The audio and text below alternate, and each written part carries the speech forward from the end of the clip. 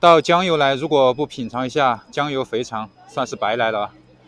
我今天来品尝一下江油肥肠，很丰盛的一桌啊。我们看啊，这个是最有名的红烧肥肠，这个是烧白，这个是红烧玉子，这个是红烧牛肉，这个是清淡的猪肉圆子。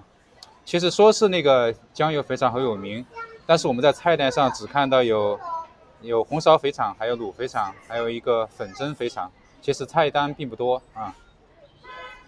我们看啊，这个是最有名的红烧肥肠，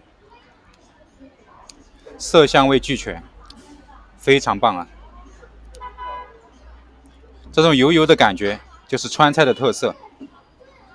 这个是红烧牛肉，这个也是川菜的特色啊。这个其实我看那个网上说啊，就是吃肥肠一定得配一碗酸汤，但是我看今天这儿是拿了一碗带丝汤啊。因为为什么一定要配酸汤呢？因为酸汤可以解油腻啊，对吧？吃一口红烧肥肠下去，再喝一口酸汤，啊，这个酸爽感觉非常棒。你看这里，一碗红油肥肠，一碗红烧肥肠，不是红油肥肠，说错了啊。2碗白米饭，这个是在当地来说是标配早餐啊。这个肥肠的油掺和这个米饭的这个糯性，这个香味，就一下子就出来了。据说啊，在早年啊，当地人当地的村民他们进山劳动啊，砍柴呀、烧炭，还有打猎，他早上他一定得吃饱吃好。那红烧肥肠刚好可以给他们很多的热量，抵御山里面的寒气啊。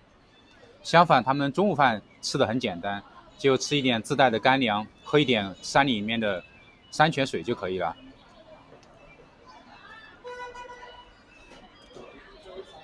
我们来尝一下啊，这个红烧肥肠，